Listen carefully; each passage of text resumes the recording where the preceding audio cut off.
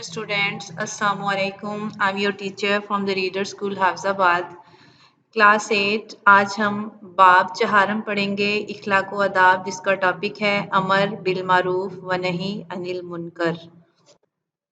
सबक की पढ़ाई स्टार्ट करेंगे। बिस्मिल्लाहिर्रहमानिर्रहीम। अमर बिल मारूफ व नही अनिल मुनकर, क्लास 8। यहाँ से सबक की पढ़ाई स्टार्ट हो रही है। आप पढ़ाई के साथ साथ फर्स्ट क्वेश्चन का आंसर भी नोट करेंगे। पहला सवाल है, अमर बिल मारूफ व नही अनिल मुनकर से क्या मुराद है?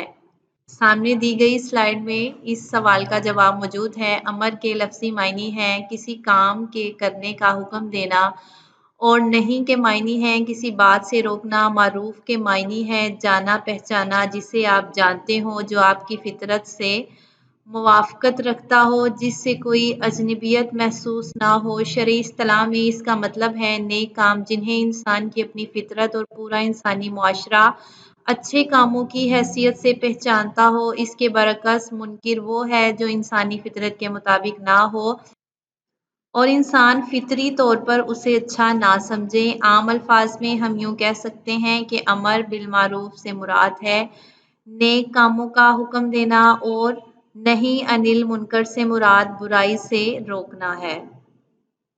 आगे पढ़ेंगे। सवाल नंबर 2 है,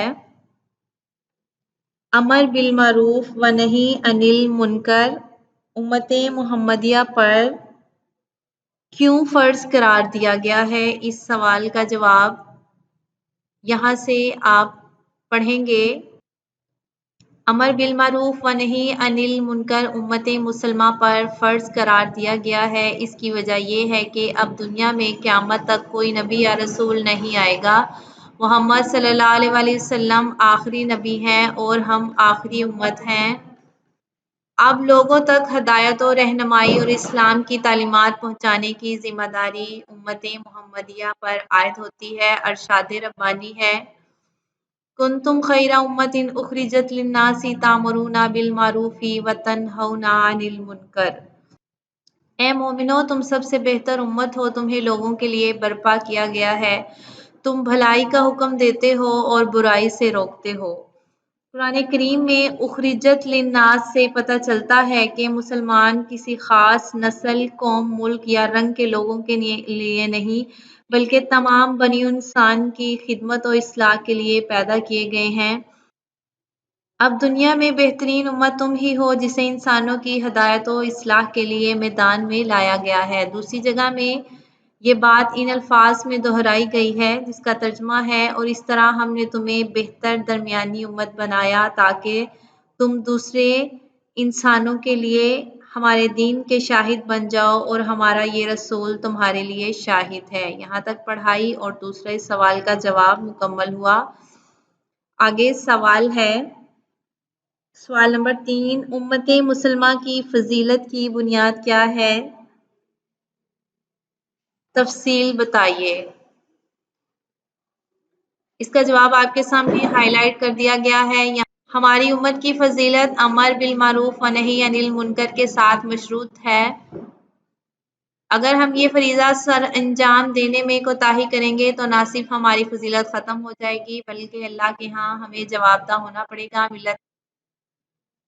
मिल्लत इस्लामिया के अफराद के साथ इस्लामी हुकूमत का अवलीन फरीज़ा भी यही अमर बिल मारूफ व नही अनिल मुनकर करार दिया गया है। अल्लाह ताला ने फरमाया, अल्लज़ीना इम्मक्कन्नाहुम फिल अर्ज़ि वाक़ीमुस्सलाता व आतुज़ ज़काता व अमरू बिल मारूफ़ी व नहू अनिल मुनकर। तर्जुमा, ये वो लोग हैं कि अगर हम उन्हें ज़मीन में इक़्तिदार अता करें तो वो नमाज कायम करें, ज़कात की अदायगी का एहतमाम करें और नेकी का हुक्म दें और बुराई से मना करें।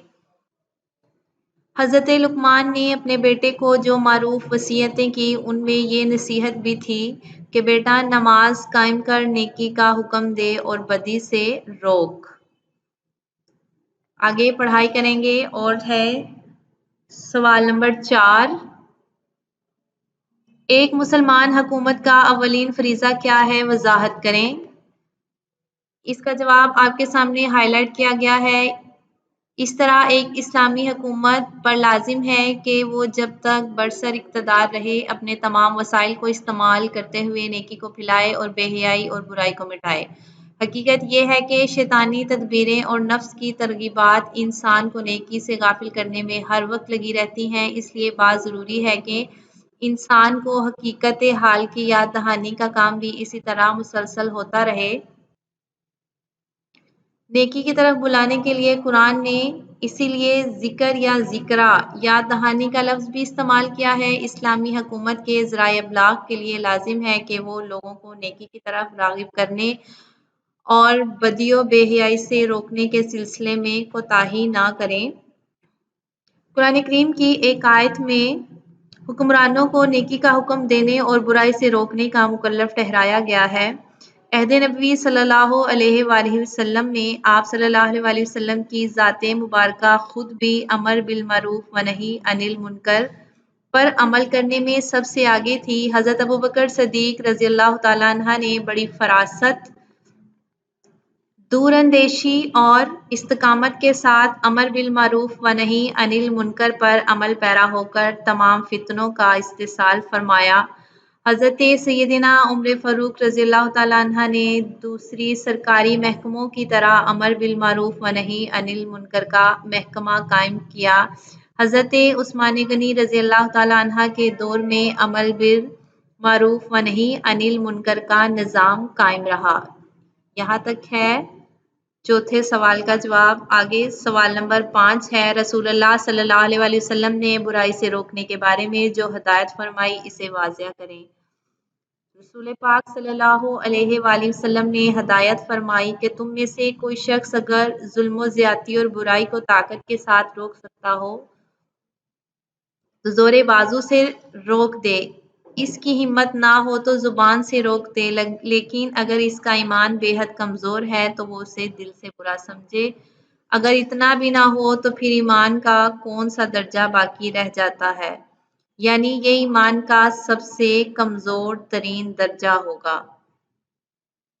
آگے پڑھائی کریں گے، امت کا ہر فرد اپنی پہنچ کی حد تک لوگوں کو دعوت اسلام دینے کا پابند ہے۔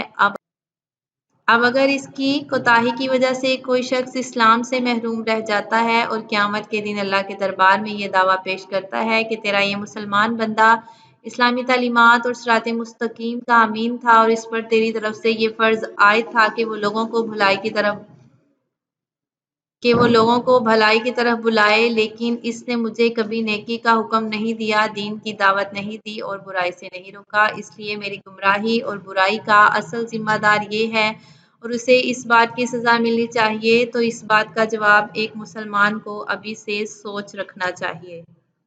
سوال نمبر 6 ہے، امر بالمعروف و نہی عن المنکر کی شرائط بیان کریں۔ اس کی شرائط آپ کے سامنے ہائی لائٹ کی گئی ہیں۔ یہاں سے سوال نمبر 6 کا جواب ہے، امر بالمعروف و نہی عن المنکر جہاں اس قدر اہم ہے وہاں اس کے لیے کچھ شرائط بھی رکھی گئی ہیں۔ اس سلسلے میں جن باتوں کا خیال رکھنا چاہیے ان میں چند ایک باتیں درج کی جاتی ہیں۔ دین کے بارے میں کسی پر جبر کی اجازت نہیں۔ آپ اس بات کے تو پابند ہیں کہ لوگوں کو اسلام کی حقانیت اور کفر کی برائی پوری وضاحت اور دلائل سے سمجھا دیں، لیکن اسے اسلام قبول کرنے پر مجبور نہیں کر سکتے۔ اسلام قبول کرنا ایک شخص کے اختیار اور آزادانہ مرضی و انتخاب پر منحصر ہے اور آپ پر لازم ہے کہ یہ کام حکمت اور عمدہ نصیحت کے انداز میں سر انجام دیں۔ چنانچہ حضرت موسیٰ و ہارون علیہ السلام کو حکم ہوا تھا کہ دیکھنا نرمی کے ساتھ بات کرنا، رسول اللہ صلی اللہ علیہ وآلہ وسلم کو فرمایا گیا، یہ ہمارا فضل و احسان ہے کہ تم میں نرمی پیدا کی گئی ہے، اگر تم تند خو اور سخت دل ہوتے تو پھر کون تمہارے پاس بیٹھتا اور تمہاری بات سنتا، اس لیے نیکی کا حکم دیتے وقت نرمی اور ملائمت کا دامن ہاتھ سے نہ جانے دیں، کیونکہ اگر سختی اور اکھڑ پن سے کام لیا تو فائدے کی بجائے نقصان کا امکان ہے، اور پھر وہی واعظ و نصیحت اس انداز میں کی جائے کہ بات خود بخود مخاطب کے دل میں اتر جائے۔ ارشاد ہے کہ واعظ و نصیحت جب کسی کو کی جائے تو انداز ایسا ہو کہ سننے والے کے دل میں بات خود بخود اترتی چلی جائے، اور اس کے ساتھ دل میں انسانیت کی بھلائی کا جذبہ ہونا چاہیے۔ اسی لیے اس کام کو نصیحت کہا گیا ہے، جس کے معنی خیر خواہی یا بھلائی چاہنا ہے۔ اسی طرح اس بات کی بھی تائید کی گئی ہے جس چیز کی طرف لوگوں کو دعوت دیں خود بھی اس پر عمل کرتے ہوں۔ اور ارشاد ربانی ہے، کیا تم لوگوں کو نیکی کا حکم دیتے ہو اور اپنے آپ کو بھول جاتے ہو؟ یعنی دوسروں کو حکم دینا، اس سے پہلے اس پر خود بھی عمل کرنا چاہیے۔ آگے پڑھائی کریں گے۔ نیکی پھیلانے اور برائی مٹانے کا فرض ہر مسلمان پر زندگی کے ہر دور اور ہر مرحلے میں لازم ہے۔ ہم پر لازم ہے کہ دین کا پوری توجہ سے مطالعہ کریں، خود بھی اس کا علم حاصل کریں اور اللہ کے دوسرے بندوں تک بھی اللہ کے احکام و ہدایات پہنچاتے رہیں۔ اگر کوئی شخص برا بن جائے گا تو اس کی برائی سے ہم اور ہمارے عزیز و اقارب بھی محفوظ نہیں رہ سکتے۔ اس لیے بہتر معاشرہ قائم کرنے کے لیے ہم بھی اپنے حصہ کی ذمہ داریاں ادا کریں۔ اسٹوڈنٹس، یہاں پر سبق کی پڑھائی مکمل ہو گئی۔ یہ مشق آپ سوال نمبر 1 سے سوال نمبر 6 تک تمام سوالات کے جوابات سبق کی پڑھائی کے دوران سن چکے ہیں۔ آگے خالی جگہ پر کریں۔ امر کے معنی ہیں کسی کام کے کرنے کا حکم دینا، نہیں کے معنی ہیں کسی بات سے روک دینا۔ معروف وہ ہے جس سے آپ جانتے ہوں اور اس سے اجنبیت محسوس نہ کریں۔ منکر وہ ہے جو انسانی فطرت سے مطابقت نہ رکھتا ہو۔ امت مسلمہ پر امر بالمعروف و نہی عن المنکر فرض قرار دیا گیا ہے۔ سوال نمبر 8 درست جواب پر ٹک کا نشان لگائیں۔ تم سب سے بہتر درست آپشن ہے امت ہو، دین کے بارے میں اجازت نہیں۔ درست آپشن جبر کی۔ دل میں ہونا چاہیے انسانیت کی بھلائی کا نمبر 1 جذبہ۔ نیکی کی طرف بلانے کے لیے قرآن نے لفظ استعمال کیا ہے 1 آپشن ذکرہ۔ نصیحت اس طرح کی جائے کہ بات مخاطب کے اتر جائے۔ درست آپشن ہے دل میں۔ یہاں تک مشق اور سبق کی پڑھائی بھی مکمل ہوئی۔ اسٹوڈنٹس، آپ تمام مشقی سوالات کے جوابات لکھیں گے اور یاد کریں گے۔ تھینکس، اللہ حافظ۔